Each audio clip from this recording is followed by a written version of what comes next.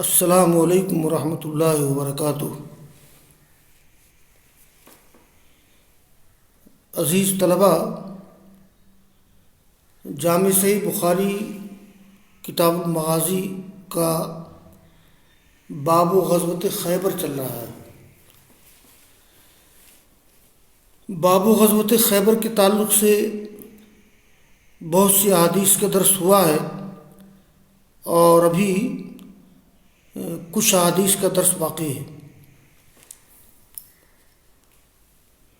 قال الامام البخاری رحمہ اللہ حدثنا حجاج بن منہال قال حدثنا شعبہ قال اخبرنی عدی بن ثابت عن البراء وعبد اللہ بن ابی اوفا رضی اللہ عنہم انہم كانوا مع النبی صلی اللہ علیہ وسلم فاصابوا حمرا فتبخوها فنادى منادی النبی صلی اللہ علیہ وسلم اکفئوا القدور۔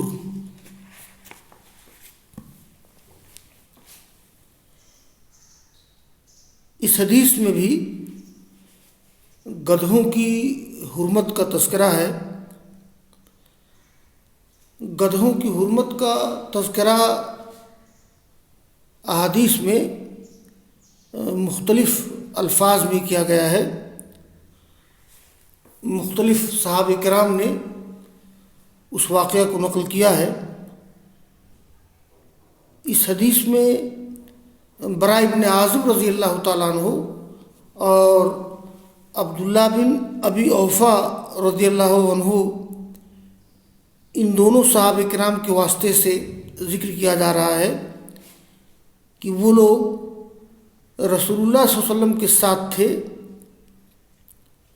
غزوہ خیبر میں۔ غزوہ خیبر یہاں مراد ہے انہم کانوا مع النبی صلی اللہ علیہ وسلم یوم خیبر یا فی غزوۃ خیبر فاصابوا حمرا اہلیہ۔ الحمر سے مراد الحمر الاہلیہ، تو ان لوگوں کو گدھے ملے۔ یہ بعض روایات سے ایسا معلوم ہوتا ہے، جیسے اس سے پہلے روایت گزری ہے کہ جن گدھوں کے گوشت کو لوگوں نے پکایا تھا تو آپ نے جو کہا کہ ہانڈیاں الٹ دو، تو کچھ صحابہ کرام نے یہ محسوس کیا، ان کو خبر نہیں ہوئی حرمت کی، کہ شاید ایسا ہے کہ انما نہا عنہا لانہا لم تخمس، آپ نے اس لیے روک دیا تھا کہ ابھی ان اموال غنیمت کی تقسیم نہیں ہوئی تھی، یعنی ان میں سے خمس نہیں نکالا گیا تھا۔ اور بعض صحابہ کرام نے کہا کہ نہیں، یہ گدھوں کے گوشت کے کھانے کی حرمت کا آپ نے اعلان کر دیا تھا، اور یہی بات درست بھی ہے۔ تو فاصابوا حمرا، حاصل کیے لوگ کچھ گدھے، فتبخوها، اس کو پکایا، تو اعلان کیا رسول اللہ صلی اللہ علیہ وسلم کے اعلان کرنے والے نے کہ اکفئوا القدور، کہ اے لوگو تم سب ہانڈیاں الٹ دو۔ یہ اکفئوا باب فعل سے صیغہ امر ہے، جمع مذکر حاضر۔ آگے دیکھیے، اسی کے تعلق سے روایت ہے، اور آگے کی روایت بھی براء بن عازب اور عبداللہ بن ابی اوفا کے ذریعہ ہے۔ قال الامام البخاری رحمہ اللہ حدثنی اسحاق قال حدثنا عبد الصمد قال حدثنا شعبہ قال حدثنا عدی بن ثابت سمعت البراء وابن ابی اوفا رضی اللہ عنہم یحدثان عن النبی صلی اللہ علیہ وسلم انہ قال یوم خیبر وقد نصبوا القدور اکفئوا القدور۔ یہ گزشتہ جو حدیث ہے تو اس میں امام بخاری کے استاد حجاج بن منہال اور وہ شعبہ سے روایت کرتے ہیں. یہاں امام بخاری کے استاد اسحاق اور اسحاق کے استاد عبدالصمد اور عبدالصمد روایت کرتے ہیں شعبہ سے. تو شعبہ سے اوپر سند ایک ہے. شعبہ یہ روایت کرتے ہیں کہ یہ عدی بن ابی ثابت سے، اور انہوں نے روایت کی ہے براء بن عازب اور عبداللہ بن ابی اوفا سے، کہ وہ دونوں بیان کرتے ہیں رسول اللہ صلی اللہ علیہ وسلم سے روایت کرتے ہوئے کہ آپ نے فرمایا خیبر کے دن وقد نصب القدور، لوگ ہانڈیاں چڑھا چکے تھے، ہانڈیاں کھڑی کر چکے تھے لوگ. وہاں یہ ہے کہ پچھلی روایت میں آیا تھا کہ فتبخوها، لوگوں نے گوشت پکایا تھا، یعنی گوشت پکانے کی پوری تیاری ہو گئی تھی، گوشت پکانے لگے تھے، ہانڈیاں چڑھ چکی تھیں. تو آپ نے فرمایا اکفئ القدور، ہانڈیاں الٹ دو. آگے ایک روایت ہے، اور یہ روایت براء بن عازب سے صرف ہے. قال حدثنا مسلم قال حدثنا شعبہ عن عدی بن ثابت عن البراء قال غزونا مع النبی صلی اللہ علیہ وسلم نحوہ، اسی طرح کی روایت ہے. اور آگے کی ایک روایت اور ہے، یہ قال امام بخاری رحمہ اللہ حدثنی ابراہیم بن موسیٰ قال اخبرنا ابن ابی زائدہ قال اخبرنا عاصم عن عامر عن البراء بن عازب رضی اللہ عنہما قال امرنا النبی صلی اللہ علیہ وسلم فی غزوۃ خیبر ان نلقی الحمر الاہلیہ نیۃ و نضیجۃ ثم لم یأمرنا باکلہ بعد.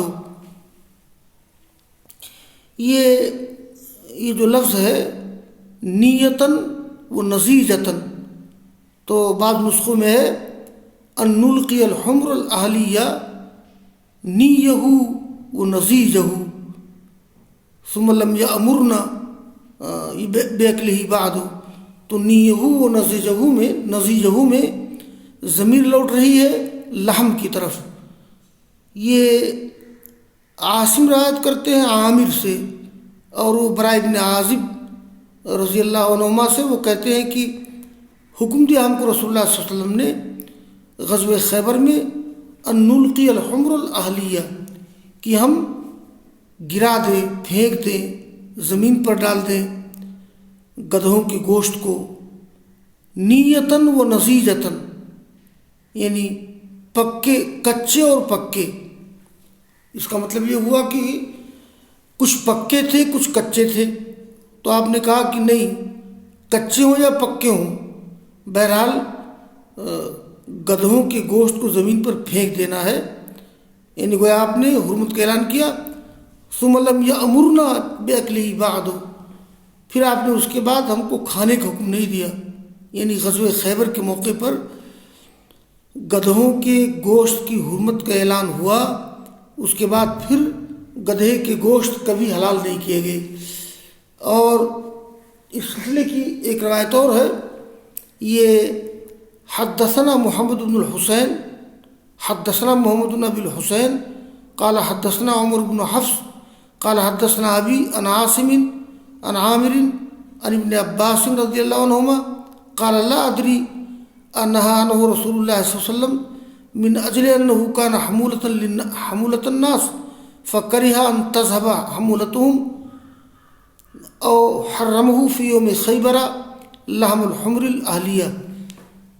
ہاں، یہ ابن عباس رضی اللہ تعالیٰ عنہ کے واسطے سے ایک روایت ہے. تو عبداللہ ابن عباس کو گدھوں کے گوشت کے بارے میں صحیح علم نہیں تھا، انہوں نے اپنے علم کے مطابق بیان کیا. یہ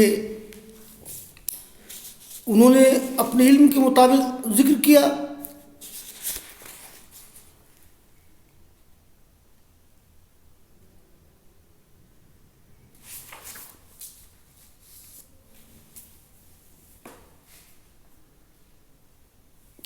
یہ ابن عباس کو صحیح خبر نہیں تھی کہ گدھوں کی گوشت کی حرمت کا اعلان آپ نے کیوں کیا تھا۔ یہ ایک بات سامنے آتی ہے کہ آپ نے گدھوں کی حرمت کا اعلان کیوں کیا تھا؟ آیا اس لیے کہ وہ نجس جانور ہے، یا اس لیے کہ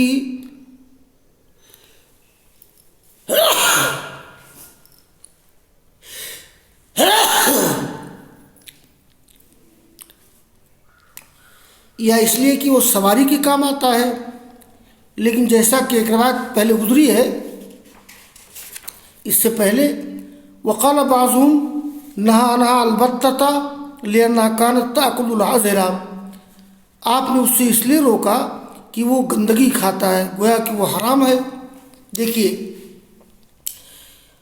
ابن عباس کہتے ہیں کہ ہم کو حکم دیا رسول اللہ صلی اللہ علیہ وسلم نے غزوہ خیبر میں ان نلقی الحمر الاہلیہ، یہ نہیں، ابن عباس کہتے ہیں لا ادری انہا عنہ رسول اللہ صلی اللہ علیہ وسلم من اجل انہ کان حمولۃ الناس، مجھے معلوم نہیں کہ روکا رسول اللہ صلی اللہ علیہ وسلم نے یہ گدھے کے گوشت سے اس وجہ سے کہ وہ لوگوں کی سواری ہے، تو آپ نے نامناسب سمجھا کہ ان کی سواری چلی جائے یعنی ختم ہو جائے، یا آپ نے اس کو حرام کیا خیبر میں، یعنی او حرمہ فی یوم خیبر لحم الحمر الاہلیہ، یعنی گدھوں کے گوشت کو۔ یہ ابن عباس کا اپنا احساس ہے، ابن عباس کا اپنا تصور ہے کہ مجھے معلوم نہیں کہ کیا اس لیے آپ نے گھریلو گدھوں کے گوشت سے روکا کہ وہ سواریوں کے کام گدھے آتے ہیں، یا اس لیے روکا کہ واقعی وہ حرام ہے؟ تو صحیح بات یہ ہے کہ گدھوں کے گوشت سے روکنے کی وجہ یہ ہے کہ گدھوں کے گوشت واقعی حرام ہے۔ تو ابن عباس کو نہیں معلوم تھا، اس لیے انہوں نے جو ان کا احساس تھا انہوں نے اس کا ذکر کر دیا۔ اور اس سلسلے کی ایک روایت اور ہے، یہ قال امام البخاری رحمہ اللہ حدثنا الحسن بن اسحاق قال حدثنا محمد بن سابق قال حدثنا زائدہ عن عبید اللہ بن عمر عن نافع عن ابن عمر رضی اللہ عنہما قال قسم رسول اللہ صلی اللہ علیہ وسلم یوم خیبر للفرس سہمین وللراجل سہما قال فسره نافع فقال اذا كان مع الرجل فرس فله 3 أسهم فإن لم يكن له فرس فله سهم۔ یہ اس میں ایک دوسری بحث سامنے آ رہی ہے کہ غزوہ خیبر کے موقع پر آپ نے مال غنیمت کس طرح تقسیم کیا تھا۔ تو غزوہ خیبر کے موقع پر مال غنیمت تقسیم کرنے کے سلسلے میں، بلکہ غزوہ خیبر ہی نہیں، یہ مال غنیمت کیسے تقسیم کیا جائے گا، تو اصل میں ایسا ہے کہ غزوہ میں شریک ہونے والے 2 طرح کے لوگ ہوتے ہیں، یا تو پیدل شریک ہوں یا گھوڑے کے ساتھ شریک ہوں۔ تو اگر کوئی شخص غزوہ میں پیدل شریک ہو رہا ہے تو ظاہر ہے کہ اس کا کارنامہ کم ہوگا، اس کی محنت کم ہوگی، اس کی قربانیاں کم ہوگی، اور اس کو زیادہ محنت نہیں کرنا پڑے گا۔ اور جو شخص کسی جنگ میں شریک ہوتا ہے گھوڑوں کے ساتھ تو اس کی محنت کئی گنا ہو جاتی ہے۔ تو اس کو دیکھتے ہوئے رسول اللہ صلی اللہ علیہ وسلم نے فرمایا، یہ ابن عمر کہتے ہیں کہ تقسیم کیا رسول اللہ صلی اللہ علیہ وسلم نے خیبر کے دن گھوڑے کے لیے 2 حصے اور پیدل کے لیے 1 حصہ۔ تو راوی کا بیان ہے کہ نافع نے اس کی تفسیر یوں کی، کہا کہ اذا کان مع الرجل فرس فلہ 3 أسهم، اگر کسی آدمی کے ساتھ گھوڑا بھی ہو تو اس کو 3 حصے۔ فإن لم يكن فرس، اگر کسی کے ساتھ گھوڑا نہ ہو تو اس کے لیے ایک حصہ۔ معلوم یہ ہوا کہ اگر کوئی شخص غزوہ میں پیدل شریک ہے تو اس کو ایک حصہ ملے گا، اگر گھوڑے کے ساتھ شریک ہے تو اس کو 3 حصے ملیں گے۔ کیسے 3 حصے ملیں گے؟ تو وہ اس طرح سے کہ للفرس سہمان وللرجل سہم، یعنی گھوڑے کی وجہ سے 2 حصہ اس کو ملے گا اور اس آدمی کو ایک حصہ ملے گا، اس طرح 3 حصہ ہو گیا۔ اور یہی نقطہ نظر ہے جمہور ائمہ اور محدثین کا کہ اگر کوئی شخص غزوہ میں شریک ہے اپنے گھوڑا کے ساتھ تو اس کو 3 حصہ ملے گا، اس طرح سے کہ للفرس سہمان وللرجل سہم، گھوڑے کے لیے 2 حصہ، آدمی کے لیے 1 حصہ۔ اور اگر کوئی شخص تنہا شریک ہے غزوہ میں تو اس کو 1 ہی حصہ ملے گا۔ اور یہ رائے ہے جمہور ائمہ کی اور تمام محدثین کی، لیکن اس معاملے میں امام ابو حنیفہ رحمہ اللہ کی رائے یہ ہے کہ نہیں، ایسا نہیں، بلکہ انہوں نے یہ کہا کہ یہ للراجل سہم، یعنی گویا جو آدمی پیدل شریک ہے اس کو 1 حصہ ملے گا اور جو آدمی گھوڑے کے ساتھ شریک ہے اس کو 2 حصہ ملے گا۔ وہ اس طرح سے کہ للفرس سہم وللرجل سہم، امام ابو حنیفہ رحمہ اللہ کے نزدیک گھوڑے کا 1 حصہ اور آدمی کا 1 حصہ، تو گویا گھوڑا سوار کا 2 حصہ اور پیدل کا 1 حصہ۔ یہ امام ابو یوسف رحمہ اللہ بھی اس معاملے میں محدثین کے ساتھ ہیں، بلکہ امام ابو یوسف رحمہ اللہ نے کتاب الخراج میں اس مسئلے کا ذکر کیا ہے اور اپنے استاد گرامی امام ابو حنیفہ رحمہ اللہ سے اختلاف کیا ہے، یہ کہہ کر کے کہ قال امام المتقدم ابو حنیفہ رحمہ اللہ، یعنی امام ابو حنیفہ رحمہ اللہ نے یہ بات کہی ہے۔ کتاب الخراج میں امام ابو یوسف نے ذکر کیا ہے۔ امام ابو یوسف کا کہنا یہ ہے کہ اگر گھوڑے کو 2 حصہ دیا جائے، آدمی کو 1 حصہ دیا جائے تو گویا گھوڑے کی برتری ثابت ہوتی ہے آدمی پر کہ گھوڑا آدمی سے بڑھا ہوا ہے، اس لیے یہ درست نہیں ہے، یہ قیاس کے خلاف ہے، رائے کے خلاف ہے، بلکہ للفرس سہم وللرجل سہم، یعنی گھوڑے کے لیے 1 حصہ اور آدمی کے لیے 1 حصہ۔ حالانکہ جس طرح سے گھوڑے کو ڈبل حصہ دینا آدمی کے مقابلے میں، اس سے گھوڑے کا مقام بڑھ جاتا ہے، تو پھر گھوڑے کو 1 حصہ دینے میں گھوڑا آدمی کے برابر ہو جاتا ہے۔ یہ بھی تو محل نظر ہے نا، بھئی گھوڑے کا آدمی سے بڑھا ہوا ہونا یا گھوڑے کا آدمی کے برابر ہو جانا، یہ دونوں چیزیں محل نظر قابل اعتراض ہو سکتی ہیں۔ یہاں گھوڑے کی برتری یا فضیلت کی بات نہیں ہے، معاملہ یہ ہے کہ جو شخص گھوڑے کے ساتھ شریک ہوتا ہے میدان جنگ میں، اس کی محنت، اس کی قربانی، اس کا کام زیادہ بڑھ جاتا ہے، کئی گنا بڑھ جاتا ہے، اس لیے اس گھوڑے کے حوالے سے آدمی کو 3 حصہ ملتا ہے۔ بھائی یہ جو گھوڑے کو 2 حصہ ملے گا تو ایسا تو نہیں کہ وہ 2 حصہ جا کے گھوڑے پہ خرچ کر دیا جائے گا، گھوڑے والا لے گا، تو اپنے گھوڑے کے حوالہ سے وہ 2 حصہ لے گا اور خود ذاتی طور پہ اپنے لیے 1 حصہ لے گا۔ اس طرح سے جنگ میں شریک ہونے والا اگر گھوڑ سوار ہے تو اس کو 3 حصے اور پیدل کو 1 حصہ ملے گا۔ تو امام ابو حنیفہ رحمہ اللہ کے سامنے اور بھی بعض دلائل ہیں، لیکن یہ مرجوح ہے، قول صحیح ہے کہ یہ گھوڑا سوار کے لیے 3 حصہ، یعنی اذا کان مع الرجل فرس فلہ 3 اسہم فإن لم یکن لہ فرس فلہ سہم، یہی راجح ہے، یہی جمہور ائمہ اور محدثین کا مسلک ہے۔ تو وآخر دعوانا ان الحمد للہ رب العالمین۔